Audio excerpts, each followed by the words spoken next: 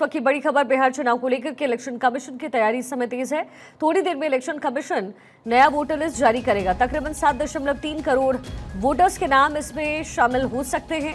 List में 14 लाख नए मतदाताओं का भी नाम हो सकता है।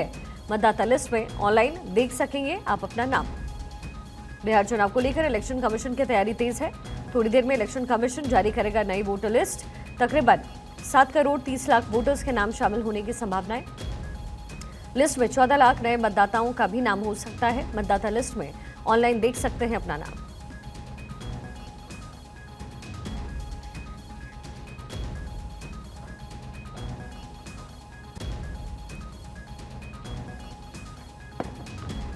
तो बिहार चुनाव को लेकर के जो तैयारियां हैं वो इस समय तेज हो चुकी हैं। बड़ी जानकारी मिल रही। थोड़ी देर में इलेक्शन कमीशन की तरफ से जो फाइनल वोटर लिस्ट है वो जारी किया जाना है।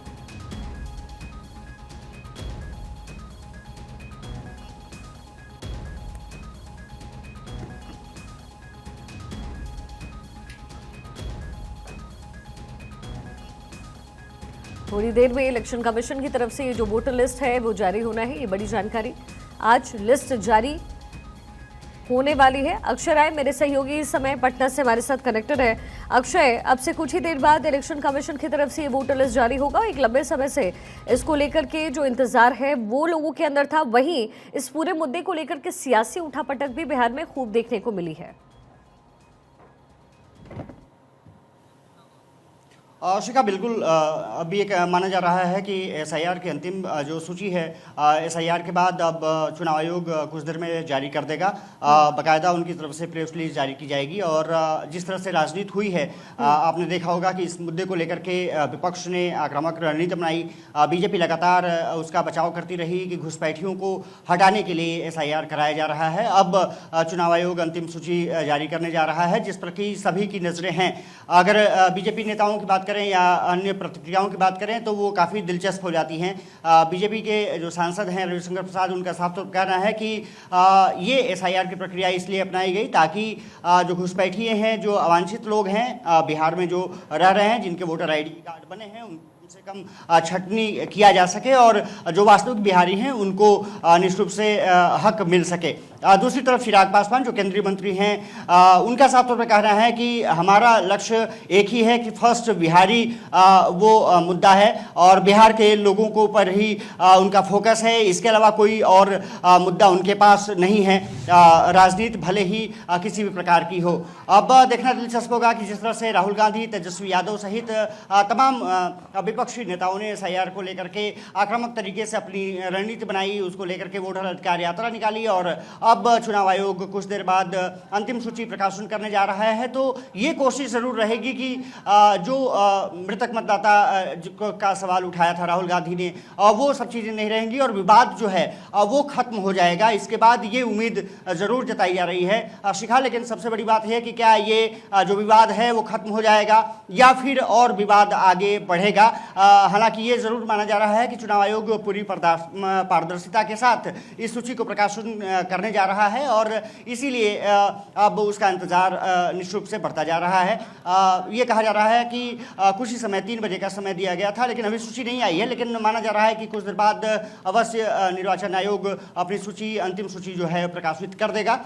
ये माना जा रहा है कि प्रेस रिलीज के जरिए कि कितने प्रतिशत मतदाता कहाँ कहाँ रहे हैं, कितने प्रतिशत मतदाताओं का नाम काटा गया है और कितने प्रतिशत मतदाताओं का नाम जोड़ा गया है। वजह भी चुनाव आयोग बताएगा कि ऐसा क्यों किया गया है। साफ तौर पर है कि सभी की नजरें चुनाव आयोग की मतदाता सूची पर रहेंगी, क्योंकि अंतिम प्रकाशन सूची ये माना जा रहा है कि कुछ देर बाद जारी हो जाएगी। एसआईआर का मुद्दा आपने देखा होगा कि देश के अन्य हिस्सों में भी अब करने की प्रक्रिया शुरू की जानी है। उसको लेकर के भी चुनाव आयोग ने कुछ दिन पहले दिल्ली में बैठक की थी और ये माना जा रहा है कि बिहार एक नजीर बन सकता है जब दूसरे राज्यों के लिए भी एसआईआर प्रक्रिया अपनाई जाएगी। और खास तौर से है कि मुझे लगता है कि बिहार में जिस तरह से एसआईआर प्रक्रिया की जा रही थी, उसी तरह का पूरे देश में भी कराने की योजना है। हरियाणा हो, चाहे महाराष्ट्र हो, कर्नाटका हो या अन्य राज्य हो, जिस पर कि कहीं ना कहीं सूची को लेकर के विपक्ष ने चुनाव आयोग को निशाने पर लिया था। और आपको याद होगा कि राहुल गांधी के घर पर कुछ जो चुनाव आयोग द्वारा मृतक घोषित कर दिए गए थे वो चाय पीने पहुंचे थे। ये पहली बार ऐसा आंकड़ा राहुल गांधी ने पेश किया था। तो चुनौती निश्चित रूप से चुनाव आयोग के सामने सामने ये जरूर रहेगी कि किस तरह से वो अपनी अंतिम मतदाता सूची को पूरी पारदर्शिता के साथ प्रकाशित करते हैं, ताकि जो विवाद की संभावना है वो पूरी तरह से खत्म की जा सके। हाँ शिखा, अक्षय, चुनाव को लेकर के भी इंतजार अब लंबा हो रहा है। लोग चाह रहे हैं कि जल्द से जल्द इलेक्शन की डेट है बिहार के, वो घोषित हो जाए। जाहिर है पॉलिटिकल पार्टीज इस समय अपनी पूरी प्रक्रिया कर रही है, उसके साथ ही जो तेजी है वो भी समय बिहार में नजर आ रही है। क्या संभावनाएं हैं, कब तक डेट अनाउंसमेंट हो जाएगा?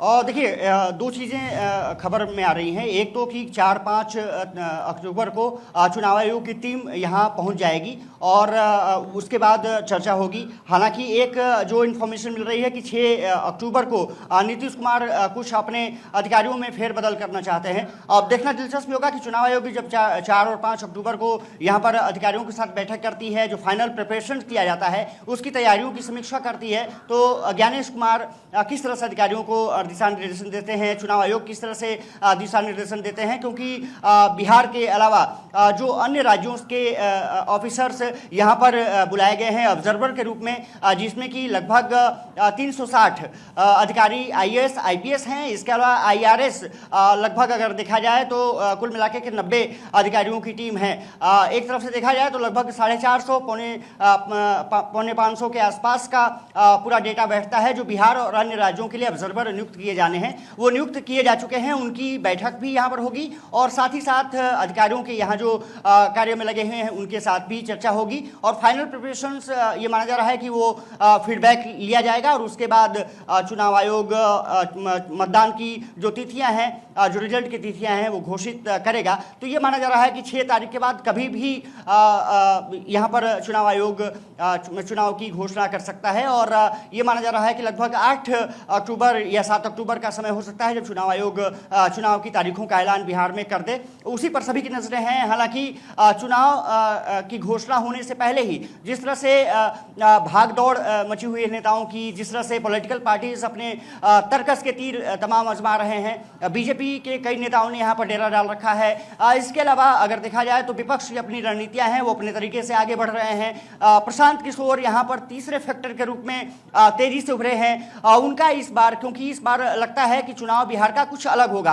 पहले ध्रुवीकरण की राजनीति थी, एक तरफ आरजेडी कांग्रेस का गठबंधन, दूसरी तरफ बीजेपी और जेडीयू का गठबंधन, ये दूसरे समान लड़ते थे, एक आपस में चुनाव लड़ते थे। लेकिन अब प्रशांत किशोर की एंट्री से निश्चित रूप से यहाँ का चुनाव निश्चित रूप से काफी दिलचस्प होने जा रहा है और अलग तरीके का चुनाव होने जा रहा है। जनता से जो हमने बात की है उनका साफ तौर पर कहना है कि प्रशांत किशोर एक प्रमुख भूमिका निभाएंगे और कुछ लोगों का तो ये भी कहना है कि उनके बिना सरकार भी नहीं बना जा सकती। हालांकि अभी थोड़ी सी उसमें जल्दबाजी होगी। हालांकि लोग पूछ रहे हैं, प्रशांत किशोर की पार्टी इतनी स्ट्रॉन्ग बिहार में नजर आ रही है, तो एक और यहाँ पर क्वेश्चन होता है और वो ये है कि प्रशांत किशोर जो है वो वोट कटवा भी साबित हो सकते हैं। इसकी संभावनाएं भी उतनी है जितनी ये कि उनके संलिप्तता के बगैर जो है कोई भी पॉलिटिकल पार्टी सरकार नहीं बना पाएगी। तो इसमें बहुत बड़ा फेज ये भी है कि वोट काटेंगे वो जबरदस्त तरीके से।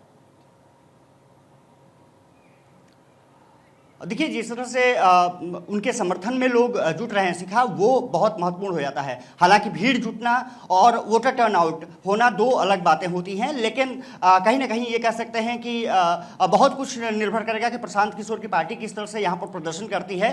प्रशांत किशोर तो पूरे कॉन्फिडेंट दिख रहे हैं कि हम यहाँ पर 243 सीटों पर चुनाव लड़ेंगे और हम सरकार बनाएंगे। लेकिन ये दूर की कौड़ी नजर आती है, क्योंकि बीजेपी के अपने तर्कस के तीर हैं। वहाँ पर आपने देखा होगा कि तरह से बड़े बड़े नेताओं को अब मैदान में चुनावी मैदान में उतारने की कोशिश की जा रही है। दूसरी तरफ प्रशांत किशोर अपने तर्कस के तमाम तीर आजमान में लगे हुए हैं। वो जिस तरह से आक्रामक तरीके से बीजेपी नेताओं पर खास करके आक्रामक हैं, पहले जेडीयू और आरजेडी के नेताओं पर आक्रामक थे, बीजेपी नेताओं को भी उन्होंने कटघरे में खड़ा करना शुरू किया है। खास करके जिस तरह से डिप्टी सीएम जो हैं उन पर, जिस तरह से सम्राट चौधरी पर उन्होंने आक्रामक तरीके से हमला बोला है। ये माना जा रहा है कि आने वाले समय में ये चुनाव तो काफी दिलचस्प होने जा रहा है। फिलहाल सभी की नजरें अब इसी बात पर है कि चुनाव आयोग अंतिम सूची का प्रकाशित करता है और कब एसआईआर के अंतिम आंकड़े जारी करता है, उसके बाद चुनाव की घोषणा कब होती है। लेकिन 4-5 अक्टूबर को चुनाव आयोग की टीम पटना पहुंच रही है और माना जा रहा है उसके बाद कभी भी चुनाव आयोग यहाँ पर मतदान की तारीखों और मतगणना की तारीखों का ऐलान कर देगा। चलिए ठीक है अक्षय, बहुत शुक्रिया पूरी जानकारी के लिए। तो देखिए, ये जो बड़ी जानकारी है वो इस समय मिल रही है इलेक्शन कमीशन की तरफ से। ये बड़ी घोषणा अब से कुछ ही देर बाद संभव है। और दरअसल इस समय एसआईआर प्रक्रिया को लेकर के जो चेंज ओवर हुआ है, उसके बाद बिहार में सरगर्मी बढ़ी, उसके बाद बड़ी मांग हुई। बड़ी मांग होने के बाद एक बार फिर से इसमें चेंजेस लाने की प्रक्रिया में निर्वाचन आयोग जुटा और उसके बाद इलेक्शन कमीशन की तरफ से जो फाइनल लिस्ट है वो अब जारी होगी।